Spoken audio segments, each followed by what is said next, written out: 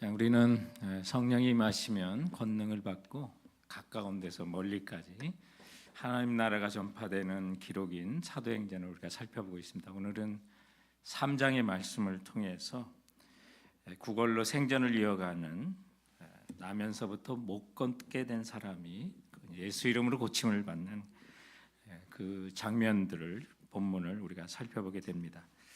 오늘 등장하는 그 나면서 못 걷게 된 그 사람은 스스로 걸을 수가 없어서 사람들이 매일같이 데려가고 데려오는 도움을 받아서 예루살렘 성전 앞에 있는 미문이라고 하는 그 성전문에서 구걸하는 사람이 등장합니다. 미문이라고 하는 것은 이제 니카노르라고 하는 문으로도 불리는데, 또 이방인들이 접근할 수 있는 뜰이 있고 또 그 안에는 이방인들이 가지 못하고 여인들까지 들어가는 또 문이 있는데, 바로 이방인 뜰과 또 여인의 뜰 사이에 있는 성전으로 향하는 문이 바로 미문입니다. 다른 문들보다는 좀 더 규모가 컸고 또 아름다운 장식이 있었기 때문에 뷰티풀 게이트라고 하는, 또 아름다운 문이라고 하는 별명이 붙어있던 그런 바로 그 문이었습니다. 그래서 경건한 유대인들이라면 하루에 3번 기도한 시간을 지키면서 성전에 가서 기도를 했었는데, 그 3번의 시간이 제3시, 또 6시, 9시가 되는데, 또 유대인의 시간은 우리의 시간에 9시를 더하면 되니까 아침 9시에 가서 기도하는 시간이 있었고, 또 12시에 기도하는 시간이 있었고, 또 오늘 본문에 있는 것처럼 제9시라고 그래서 오후 3시, 하루 중에 가장 늦은 또 기도의 시간에 또 나가서 기도하는데, 오늘 이 사건은 바로 이렇게 하루의 기도 시간에 가장 늦은 시간이 제3시, 9시였던 오후 3시에 이제 기도하러 가면서 일어났던 사건을 기록하고 있습니다. 어쩌보면 그 성전의 그 미문에서 구걸하고 있는 그 장애인, 당시 유대인의 또 규칙상 장애를 가진 몸은 부정하다고 그래서 성전에 들어갈 수 없는 그런 처지의 사람이었던 것을 보게 됩니다. 어쩌면 그 사람은 성전에 드나드는 그 사람들, 또 기도한다고 할 때 좀 너그러운 마음으로 자선을 바라고 있었던 사람이었을 것으로 생각합니다. 그럼에도 불구하고 기도하러 오가는 그 성전에 출입하는 그 모습 속에, 또 오고 가는 그의 삶 속에 아마 기도하는 사람들의 인색함에 실망을 자주 했을 그런 사람 것으로 생각이 됩니다. 그렇다면 오늘날 교회를 가까이 하고 싶으면서도 여러 교인들과 교회에 실망한 사람들이 우리 주변에도 있을 수 있고, 또 우리 그리스도인들의 그 인색함으로 인하여 또 실망을 경험한 사람들이 우리 주변에도 있을 수 있다는 사실을 우리는 생각해 볼 수가 있습니다. 그렇다면 그런 상처 입은 이웃들에게 오늘 본문의 베드로처럼 나사렛 예수 그리스도의 이름으로 우리가 베풀 수 있는 것은 또한 무엇이 있을까요? 주님의 능력에는 여전하고 예수 그리스도의 이름에는 그 능력이 변함이 없습니다. 예수, 우리를 죄에서 구원할 그분, 죄뿐만 아니라 우리 삶의 모든 위기로부터 구원할 그 능력의 이름 예수, 그 이름으로 우리가 무엇을 이웃들에게 또한 베풀며 살아갈 수 있을지, 또 오늘 말씀을 통해서 우리 삶에 주시는 그 주님의 교훈이 무엇인지를 한번 살펴봤으면 합니다. 자, 오늘 본문을 통해서 그 이름의 능력 가운데 우리에게 가르치는 첫 번째 교훈이 있다면, 예수 그리스도의 이름에는 공식은 없으나 그 이름에는 능력이 반드시 있다는 사실입니다. 주님의 이름이 대입될 때, 또 선포될 때 많은 역사들이 일어납니다. 또 그것을 경험하게 됩니다. 그런데 보면 어떤 공식은 없는 것 같습니다.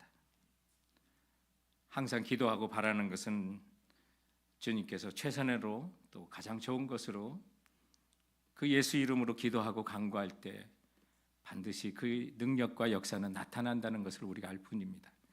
선교지에 가서 예수 이름으로 귀신 들린 자를 기도할 때 대부분 즉시 귀신이 도망가는 일을 보게 됩니다. 그런데 어떤 경우는 8시간 기도해도 씨름하는 경우도 있고, 또 심지어 3일간 기도해서 또 귀신이 나가는 경우도 있습니다. 어떤 일정한 공식이 없다는 것을 알게 됩니다. 그런 것을 보면 우리는 가장 효율적인 우리 예수 이름에 의지하고 기도하는 것은 주께서 언제나 주님의 방법으로 가장 좋은 응답을 주실 수 있다는 사실을 우리는 믿고 기도할 뿐이라는 사실입니다. 특히 우리 주변에 안 믿는 이웃들에게 우리가 전도할 때 거부하시는 많은 분들이 있는데요. 그럼에도 불구하고 기도해 드리겠다고 하면 대부분 거절하지 않는 것을 경험하게 됩니다. 그래서 우리 이웃들도 우리의 기도를 기다리고 있구나라는 사실을 알게 되죠. 오늘 본문에 보면 베드로와는 지금 성전에 기도하러 가는 길이었습니다. 1절에 보면 제9시 기도 시간에 베드로와 요한이 성전에 올라갈새라고 말합니다. 그러나 오늘 이 본문을 통해서 기도는 성전 안에서만 하는 것이 아니라 성전 밖에서도 할 수 있구나. 예수 이름의 능력에는 성전 안에서만 있는 것이 아니라 우리 삶의 마당에서도 일상 속에서도 그 이름의 능력은 항상 나타나는구나라는 사실을 깨닫게 됩니다. 오늘 본문에 나오는 이 기도는 6절에 보면 베드로가 안진뱅이였던 이 사람에게 나사렛 예수 이름 그리스도의 이름으로 걸으라고 명령합니다. 이것도 기도의 일종입니다. 중보기도 사역을 해서 배우는 소위 Prayer of Command라고 하는 명령기도의 일종입니다. 주로 질병이나 악한 영에게 하는 기도의 하나의 형태가 되는 것입니다. 우리가 이웃들을 섬기고 전도하고 싶다면 성도 여러분, 그분들을 위해서 먼저 기도를 시작하시기 바랍니다. 우리가 기도할 때 어떤 공식은 없으나 성령님께서 역사는 시작하시는 것입니다. 예수 이름의 능력, 그 이름의 능력을 알고 믿기 때문에 우리는 기도해야만 하는 것입니다. 우리가 나사렛 그리스도의 이름으로 예수 그리스도의 이름으로 기도나 간구할 때 모든 사람에게 동일한 응답의 그 결과를 가져오는 공식은 결코 없는 것입니다. 왜냐하면 하나님의 생각은 우리와 달라서 더 넓고 더 깊기 때문에. 그러나 분명한 것은 우리가 어떤 분을 위해서 또 예수 이름의 능력을 알고 그 귀하신 이름을 의지하고 기도하고 간구할 때 가장 좋은 것을 주신다는 것은 우리는 확신할 수가 있습니다. 나의 시간이 아니라 하나님의 시간에 하나님의 때 가장 귀한 것을 우리에게 허락해 주시는 것입니다. 그렇기 때문에 우리는 어떤 공식은 없지만 그 이름의 능력을 알기에 기도를 시작하는 것입니다. 전도서 7장에 보면 재미있는 구절이 있습니다. 15절 말씀에 보면 전도자가 이런 것을 깨닫습니다. 내 허무한 날을 사는 동안에 내가 그 모든 일을 살펴보았더니 자기의 의로움에도 불구하고 멸망하는 의인이 있고 자기의 악행에도 불구하고 장수하는 악인이 있으니라고 말합니다. 전도자가 가만히 살펴보니 참 인생이 희한하구나. 의롭게 사는데도 망하는 사람이 있고 악한 일만 골라서 하는데도 장수하는 사람이 있더라는 것입니다. 그래서 그가 내린 결론은 뭡니까? 인생이 딱딱 떨어지는 공식은 없구나라는 것입니다. 그러나 하나님께서는 저마다의 다른 이야기를 쓰면서 하나님과의 관계 속에서 하나님께서 역사하기를 원하신다는 사실을 우리는 분명히 확신할 수가 있습니다. 왜냐하면 하나님은 모든 사람에게 각각 계획과 주님의 플랜이 다 있기 때문입니다. 그러므로 우리는 예수 그리스도의 이름으로 기도할 때 똑같은 기적을 오늘 본문과 같은 똑같은 기적을 바랄 필요는 없습니다. 다만 최선의 응답이 우리에게 있다는 사실을 믿고 나가야만 하는 것입니다. 오늘 이 본문에 나타난 기적을 통해서 또한 우리가 배울 것이 하나 있습니다. 우리가 예수 믿고 살아가는 새로운 피조물이 된 성도라면 자기를 부인하는 삶을 평생에 걸친 거룩한 싸움을 싸워가는 사람들인 것입니다. 간단한 말로 하면 우리 모든 그리스도인들은 예수 이름으로 살아가야 될 사람이라는 것입니다. 그때 그 삶에 주님의 말씀에 순종하는 열매가 나타나고 예수 이름의 능력이 나타나게 되어 있습니다. 그런데 오늘날 여전히 내 이름으로 신앙생활을 하는 사람들이 있다는 것입니다. 자기를 부인하지 못하고 주님의 이름의 그 능력을 희미하게는 알기는 하지만 경험하기까지는 희생해야 될 수많은 두려움과 여러 가지를 생각할 때 온전히 그분의 이름을 의지하지 못하고 여전히 내 자신을 의지하고 살아갈 때가 얼마나 많이 있습니까? 그러나 영적인 사랑, 우리가 주님의 능력을 경험하는 일에는 그 모든 것을 넘어 주님의 이름의 능력이 나타날 때까지 기다리며 내 생각을 포기하고 내 이름으로 사는 것을 포기하고 예수 그리스도의 이름과 그분의 능력 가운데 온전히 맡기며 살아가는 신앙의 헌신이 반드시 있어야 한다는 것입니다. 그리할 때 마침내 주님께서 당신의 시간과 당신의 계획 속에 그 이름의 능력이 있음을 우리가 알게 해 주시는 것입니다. 그러므로 먼저 우리가 예수 그리스도의 이름으로 무엇을 행하기 전에 지치고 힘든 이 삶을 버티고 있는 우리 성도들에게 그리고 내 자신에게 예수의 이름으로 일어서게 하여 주시옵소서. 이런 기도를 하고 주님께 나가는 우리 모두가 되기를 원합니다. 그래서 그 이름의 능력을 내가 먼저 경험하기 원합니다. 삶이 힘들고 지쳐 많은 일에 내 이름으로 내 스스로 살아보려고 하다가 얼마나 우리는 신앙의 영적인 부작용을 많이 만납니까?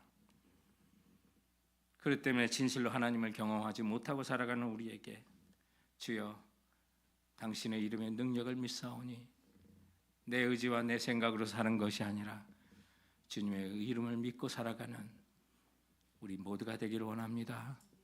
이런 소망을 가지시기 바랍니다.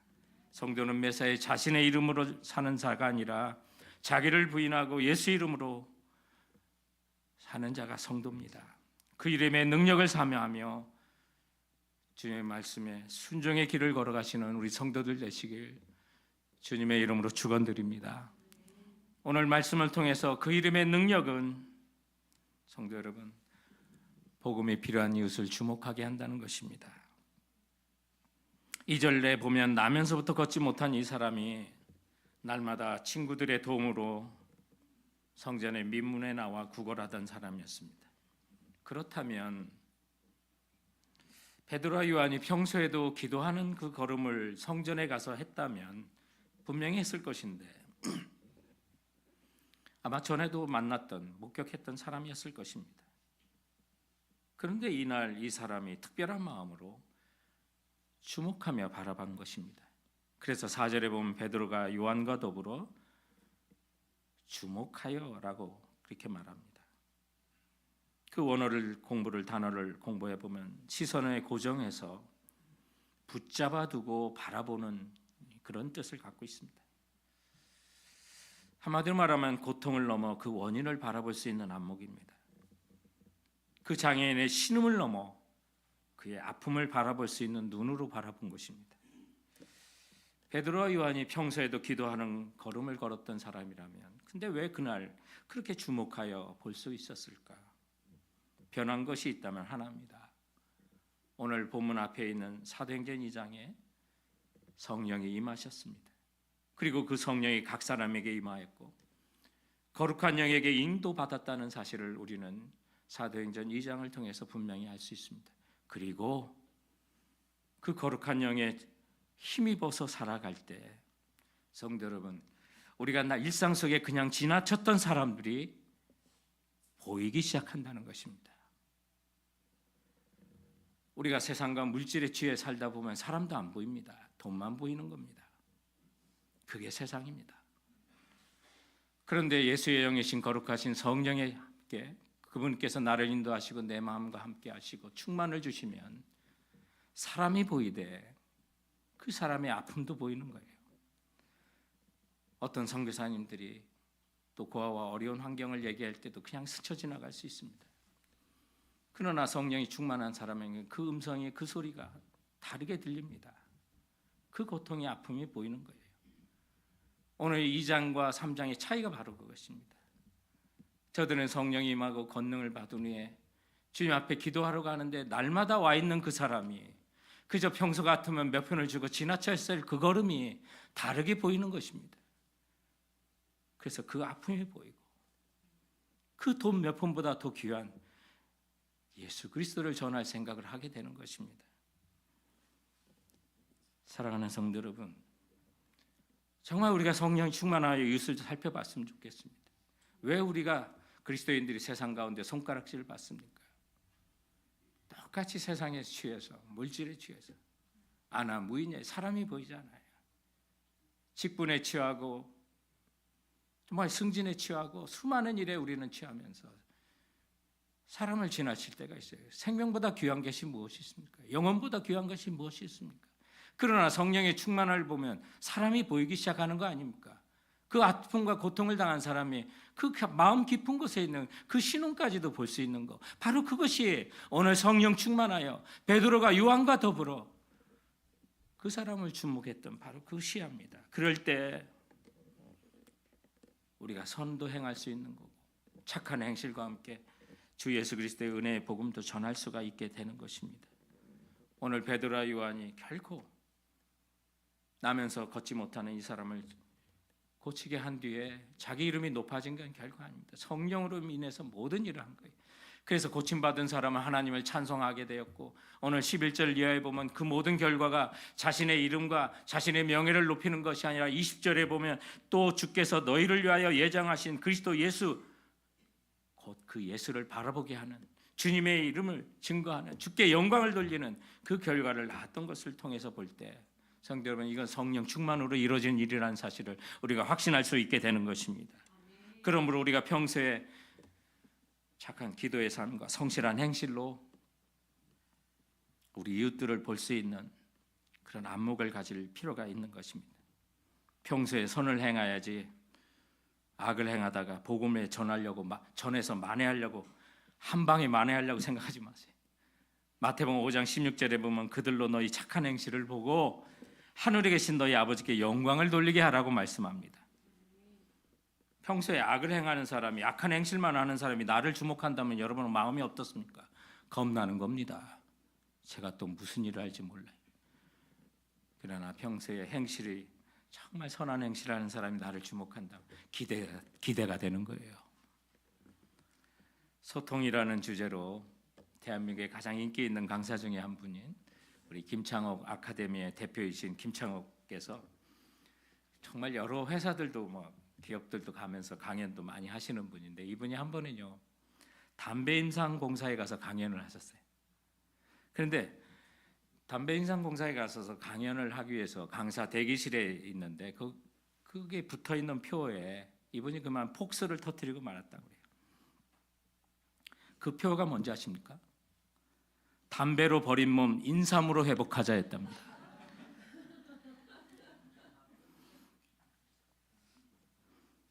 담배 인삼 공사니까 담배도 많이 팔아야 하고 인삼도 많이 팔아야 해서 아마 이런 표를 쓴 것 같습니다. 담배로 버린 몸 인삼으로 회복하자. 그런데 진짜 국민의 건강만을 생각한다면 담배는 팔지 말고 인삼만 팔아야 되는 거 아니겠습니까? 마찬가지로 우리 삶을 보면 우리 성도들은 착한 행실만 전해야만 합니다. 복음은 그 착한 행실 가운데 전해지는 것입니다. 사랑하는 성도 여러분, 정말 성령 충만하여 사시기 바랍니다. 그때 사람도 주목할 수 있고 진정으로 보이고, 내 안에 욕심이 아니라 주 예수 이름으로 살며 착한 행실 가운데 복음도 전할 수 있다는 사실 기억하시고, 성령 충만하여 이웃들을 바라보며 그분에 대해 아픔과 필요까지도 헤아릴 수 있는 안목을 갖는 우리 성도들 되시길 주님의 이름으로 축원드립니다. 자, 오늘 말씀을 통해서 우리 그분의 그 예수의 이름의 능력 가운데 가르치는 세 번째 교훈이 있다면, 복음을 전할 때 우리 예수의 이름의 능력을 잘 경험할 수 있다는 것입니다.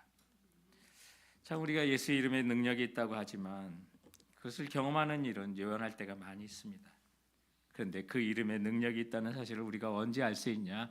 기도할 때 알 수 있고요. 무엇보다도 주 예수 그리스도의 복음을 전할 때입니다. 왜 전도하고 오신 분들이 이런 또 뜨거움으로 간증을 합니까? 선교를 갔다 오신 분이 이런 간증을 또 하는 것입니다. 우리 일상 속에서도 보면 수많은 또 기도와 복음 증거 현장 속에 정말 주 예수 그리스도의 이름의 능력이 있어라는 사실을 깨닫게 됩니다. 저는 지난 목요일에 한 가정을 신방했는데, 또 안수하며 기도할 때 저는 전혀 알지 못하지만 주 예수 그리스도의 이름으로 기도합니다 할 때 뭔가 하늘로부터 뜨거움이 자신에게 임하는 것을 느꼈다고 간증하는 일도 있었습니다.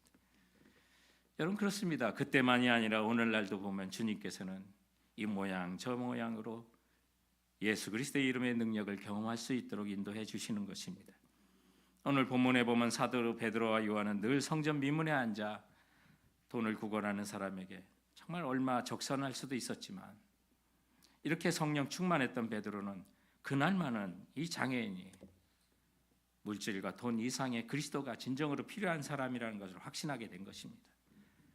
그래서 그를 향하여 6절에 보면 은과 금은 내게 없거니와 내게 있는 이것을 내게 주노니 나사렛 예수 그리스도의 이름으로 일어나 걸으라고 명령합니다. 그랬더니 그가 일어나 뛰며 하나님을 찬양하는 자가 된 것입니다.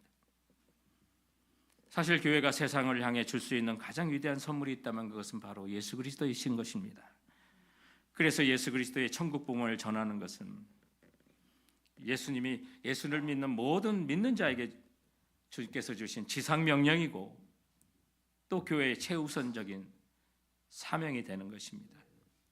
이 복음 전파의 사명을 감당하는 사람들이 그래서 가장 먼저 그 이름의 능력을 경험하게 해 주시는 것입니다. 주님의 이름에는 반드시 능력이 있습니다. 우리 모두는 그 주님의 이름을 전하는데 증인이 되어야만 하는 것입니다. 워싱턴 성광침례교회 담임이신 임영우 목사님이 계시는데요. 그 목사님께서 최근에 두란노 출판사를 통해서 우리는 동역자입니다 라는 책을 내셨습니다. 그 책에 나오는 내용을 보면 이 목사님의 부모님과 비슷한 시기에 미국 오셔가지고 또 동네에 같이 사시면 아주 절친이 계시는데 그분의 이름이 허노수, 허길선이라고 하는 부부였습니다.